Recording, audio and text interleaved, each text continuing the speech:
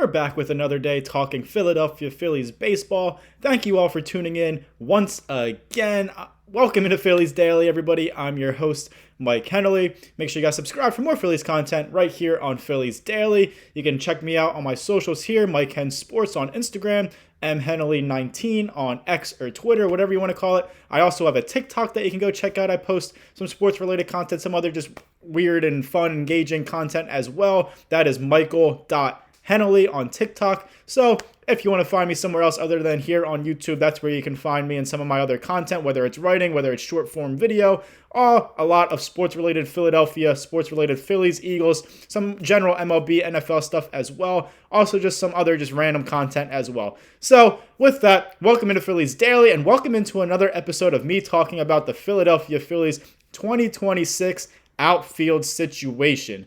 We all know the outfield. I've been talking about it all offseason. Everybody's been talking about it all offseason. Everybody was talking about it this past season in 2025. The outfield was a weakness pretty much right behind that bullpen last year for the majority of the season. It did pick up and play a lot better in the final 2 months or so of the regular season after the trade, acquiring Harrison Bader. Brandon Marsh also hit a lot better at the plate. Even Max Kepler was hitting a little bit better. Maybe that was for some other reasons, as we all know, but still the outfield looked a little bit better, but it's very uncertain, as we all know as well, heading into this 2026 season. Currently, with this group that they have, you would probably figure that Brandon Marsh is right now kind of your everyday or more so playing time. He's better suited for a platoon situation because he is just tough at hitting left-handed pitching. So they're trying to add another right-handed bat there. But right now you got Brandon Marsh in left field most likely. The young kid, Justin Crawford, they're one of their top prospects in center field. Adolis Garcia, the veteran free agent they signed to a one-year deal, he's in right field. Also in the mix that Dave Dombrowski, Rob Thompson, and others have mentioned throughout the offseason as potential guys that could be getting some playing time or competing for playing time in the outfield in 2026. Otto Kemp, the utility guy, the young kid that we all loved last year, came up. Great story he is. Johan Rojas, as we all know, he's been around for a few years now trying to still develop his game, especially offensively. Weston Wilson, another utility guy. Gabriel Rincones Jr., another prospect. We saw him in spring training last year. He's got some elite kind of power, but hasn't really made it into the majors yet. So he's been floated around his name as well. So we'll see if he makes any kind of impact here at the big league level with the Phillies. Pedro Leon, a former top prospect. He was supposed to be a great player in the majors. Unfortunately, some different reason, various reasons kind of held him back from that. But the Phillies got him this offseason, so maybe he'll be in the mix. He'll likely be in AAA to start the season, though. Another guy, veteran kind of guy, outfielder that they signed to a minor league deal who could potentially make an impact, Brian De La Cruz, another guy that's got some talent that could possibly be in the mix with this uncertain Phillies outfield. Nick Castellanos, we all know, also remains on the roster, but he is still expected to be traded or released, especially after the Adolis Garcia signing there in right field. So that's kind of what we got with the Phillies outfield right now. Hopefully, maybe they can get another veteran major league caliber player here that's a right-handed hitter, as they're trying to do, to platoon with Brandon Marsh in left field. But this is what we're looking at right now. And that, if you're a Phillies fan, which I'm assuming we all are here, if you're paying attention here at this YouTube channel titled Phillies Daily, that is only talking about Philadelphia Phillies baseball for the most part, we shouldn't be satisfied with this group that I just mentioned for the Phillies 2026 outfield. Are they done adding? Maybe, maybe not. Again, they've been reportedly looking into more right-handed options to platoon with Brandon Marsh in left field. So, in my opinion, they definitely need another outfield addition. Now, we all would have loved them to trade for a guy like Jarren Duran or sign a Kyle Tucker or Cody Bellinger or some other options, but that's just most likely not going to happen because you got to part with a lot of pieces to make a big trade like that. You got to commit financially, a major financial commitment, and even years-wise as well to guys in free agency. So with the current roster makeup and their financial situation with the Phillies right now, it just doesn't really make too much sense to make a big move like that. Excuse me. So there's still some impactful guys that can be low-end everyday starters right now, mostly platoon guys and kind of bench guys.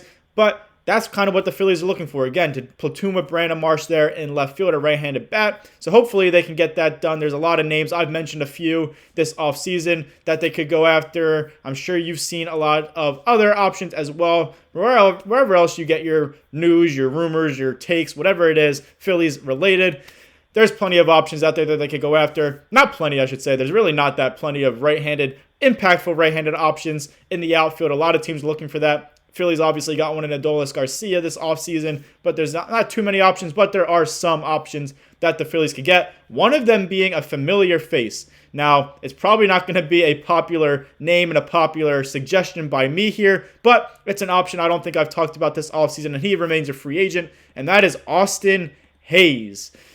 Now, if you've been a Phillies fan for more than just the 2025 season, you probably remember Austin Hayes. He had a very short stint here with the Phillies. He is, again, a free agent right now. So should they sign Austin Hayes here in free agency as a right-handed left field platoon option to go with Brandon Marsh out there? So exactly what the Phillies are looking for. Now, again, he was traded to the Phillies in 2024. So 2 years ago from the Baltimore Orioles at the trade deadline. Unfortunately, never really worked out for Austin Hayes here in Philadelphia. He batted .256 with 7 extra base hits and 6 RBIs in just 22 games with the Phillies after being traded from the Orioles to the Phillies. Now, the reason he didn't get that much playing time and didn't play many games is because he dealt with multiple injuries, including a hamstring injury and a pretty significant kidney infection. So he missed a lot of time in those final 2 months of the regular season. The playoffs, he was just 0 for 4 with the Phillies in their playoff run against the New York Mets with 3 strikeouts in that NLDS where they ultimately lost in 4 games to end their season. So we didn't really get to see what Austin Hayes could have done here in Philadelphia because of that hamstring injury, because of the kidney infection. He did bat .256. He did have 7 extra base hits in 22 games, so not horrible. And he does have a pretty good track record, at least over the past couple of years in his career, as a he's not going to overpower you with his numbers, but he is a pretty productive outfielder, especially in a role if he's platooning with a guy like Brandon Marsh. You can't hate it because that's exactly what they're looking for, and as long as he's getting his job done, especially against left-handed pitching, that's really all you can ask for. So Austin Hayes, I did mention, has been pretty solid these past couple of years. He was an all-star in 2023 with the Baltimore Orioles, had a very good season that year. He he was with the Cincinnati Reds this past year in 2025. Obviously, split time between the Orioles and the Phillies in 2024, dealt with multiple injuries throughout the season. But this past year, after being an all-star in 2023, this past year with the Reds, Austin Hayes batted .266 with a .315 on-base percentage, .453 slugging, .768 OPS, 16 doubles, 5 triples, 15 home runs, 64 RBIs, 7 stolen bases in 103 games played with the Reds in 2025. So another very solid season for Austin Hayes. And again, missed about 60 games worth of action, 59 games if you want to be exact here because it's a 162 game season. He played in 103 games. He was 1 for 7 with a walk and 1 strikeout in the Reds' short-lived playoff run this past year as well. But he did deal with multiple injuries again throughout the season. So that's kind of been Austin Hayes' kind of Achilles heel, is dealing with injuries. He's not able to complete a full season. He is 30 years old. So that's another aspect to think about. Are the injuries going to get even more worse as he gets older?